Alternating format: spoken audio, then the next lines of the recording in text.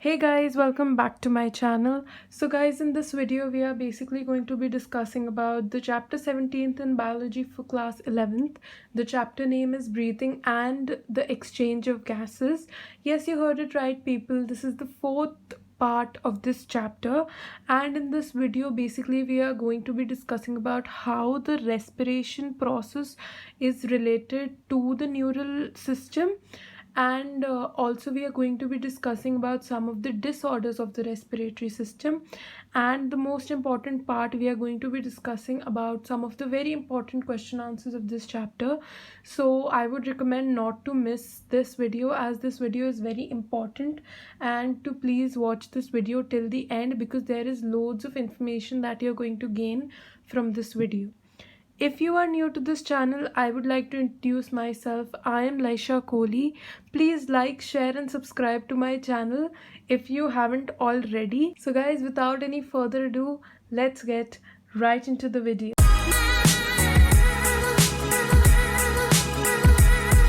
So guys, basically our first topic of the day is the regulation of respiration. So our brain plays a very important role in the regulation of respiration. It has certain parts which helps in the process of respiration. So humans basically have the ability to maintain and moderate respiratory rhythm to suit the demand of the tissues. So guys, sometimes the demand of oxygen from the tissues is more and sometimes it's less. It is more when our body is engaged in some physical activity, such as if we are performing any sport. So at that time the demand of oxygen from the tissues is high. So basically the human body has the ability to maintain these demands, and this is done by the neural system. So guys, basically a specialized center is present in the medulla region of the brain called the respiratory rhythm center, which is responsible for the regulation of breathing. So guys, there is basically a center known as the respiratory rhythm center in the medulla region of the brain, which we have studied in class 10th about the parts of the brain. And this respiratory rhythm center is responsible for the regulation of breathing. So guys, please do remember this point as this is really important, and please do remember the name respiratory rhythm center as it is frequently asked in your examination. Another region present in the pons part of the brain called the pneumotoxic center can moderate the function of the respiratory rhythm center. So there is another center which basically controls the respiratory rhythm center. It can moderate the functions of the respiratory rhythm center, and this center is basically known as the pneumotoxic center.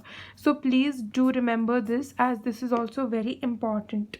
So now there is a chemosensitive area located adjacent to the rhythm center, which is sensitive to carbon dioxide and hydrogen ions. So now near the respiratory rhythm center, there is a chemosensitive area which is located next to it, and this area is sensitive to carbon dioxide and hydrogen ions. So this area is known as the chemosensitive area. So now there are certain receptors which are associated with the aortic arc and the carotid artery, which can recognize the changes in the carbon dioxide level and the hydrogen ions, and they directly send signals to the rhythm center for the remedial actions. So guys, basically how this process works is there are basically three parts which are associated with respiration.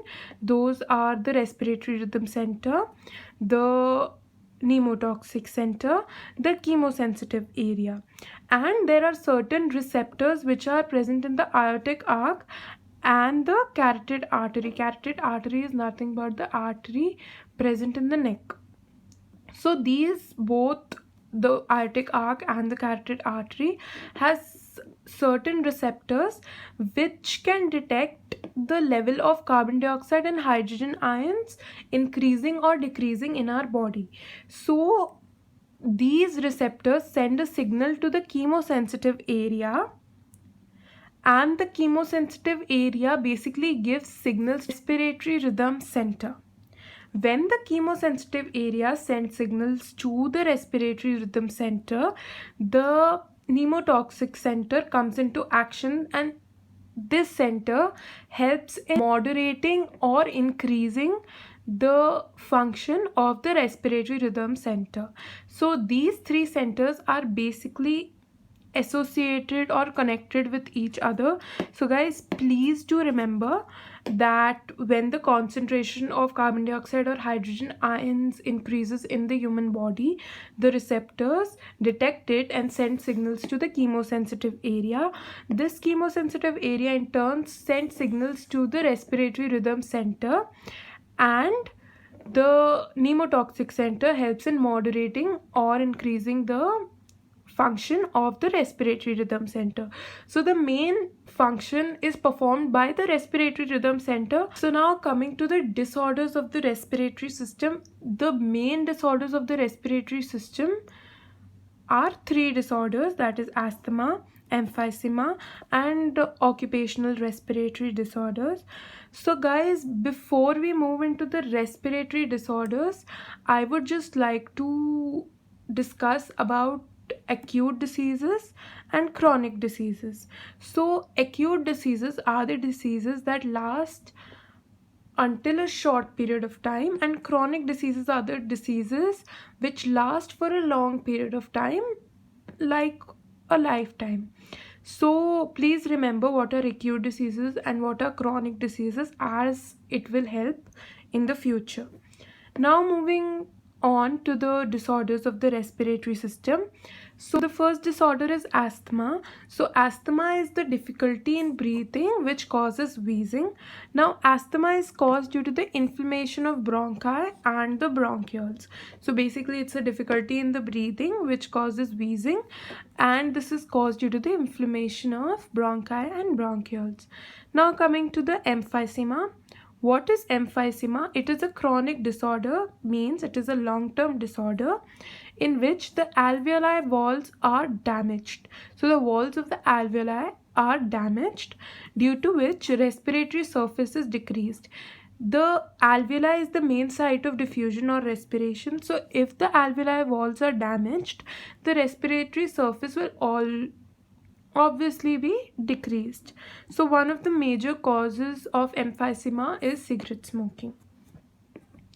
Now coming to the occupational respiratory disorders. What are occupational respiratory disorders? So in certain industries such as grinding or stone breaking industries, a lot of dust is produced. So in some cases, the defense mechanism of the people working in the industries cannot fully cope with the dust produced in those industries, and this can cause damage to the fibrous tissues and can cause serious lung damage. So these occupational respiratory disorders are mainly caused in the people who are working in industries like grinding or stone breaking industries, because sometimes the defense mechanism of the body cannot fully cope with the dust produced. So the fibrous tissue is damaged and the lung surface is damaged, and to prevent this, people should wear protective masks. So now guys, coming to the most important part, it is the important question answers of this chapter. So let's just move on. The first question is, what are the major transport mechanisms for the transportation of carbon dioxide, and explain. So as I have discussed in the previous video, carbon dioxide is transported with the help of an iron containing pigment known as the hemoglobin.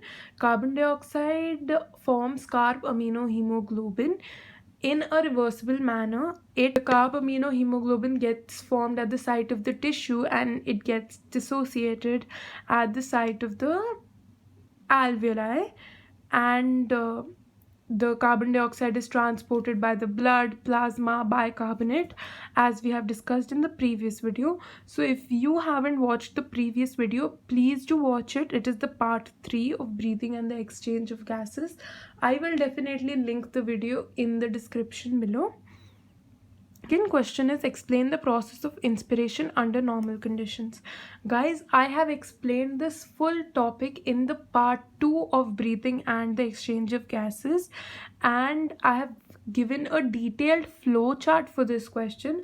So guys, if you haven't watched that video as well, I would recommend you guys to watch that video, because it is a very hard topic and I have explained it in a very simple manner, so it will be very easy for you guys to just memorize that. So please do not forget to watch part 2 for the second question and part 3 for the third question. Now the next question is, what happens to the respiratory process in a man going up the hill? So guys, this is a very simple question and this actually can be done by using common sense. So guys, when a person is going up the hill, the respiratory process in that person will be very fast, because the oxygen, when you move up a hill, the amount of oxygen in the air gets reduced and carbon dioxide increases. That is why the respiratory process in a person will be at a faster pace as compared to when that person is not climbing a hill. So what the next question is, what is the site of gaseous exchange in an insect? So the site of gaseous exchange in an insect is obviously the tracheal tubes. I have explained the whole part 1 of breathing and exchange of gases, so please do not forget to watch part 1 and I will definitely link it in the description below. So guys, the second last question is, define hypoxia. This question was basically in the NCERT textbook and the explanation was not provided, so I would just like to give the answer in very short. So hypoxia is when there is less amount of oxygen in a person's lungs. So for now, because the detailed explanation is not given in the textbook, so it is just enough that when there is less amount of oxygen in the person's lungs, the disorder is known as hypoxia. The last question is, what is tidal volume and what is its value? So tidal volume is basically the volume of air inspired or expired during a normal respiration. It is about 500 ml in a healthy human, and a healthy human can also inspire or expire approximately 6,000 to 8,000 ml of oxygen per minute. So guys, this was the end of the video. I hope you enjoyed watching this video and I hope this chapter is clear to all of you. As I have uploaded 4 parts of this chapter, I will definitely link all the 3 remaining parts in the description below, so that you may not have any difficulty in finding those 3 videos. So guys, please do watch those 3 videos till the end, as I have asked one bonus question in the end of every video. Thank you so much for watching. I hope you enjoyed. Please like, share and subscribe to my channel, and please do not forget to turn on the post notification bell so that you can be notified every single time I post a new video. Please stay tuned. I will be coming back with the next chapter of class 11, that is chapter 18. So please stay tuned. See you in the next video.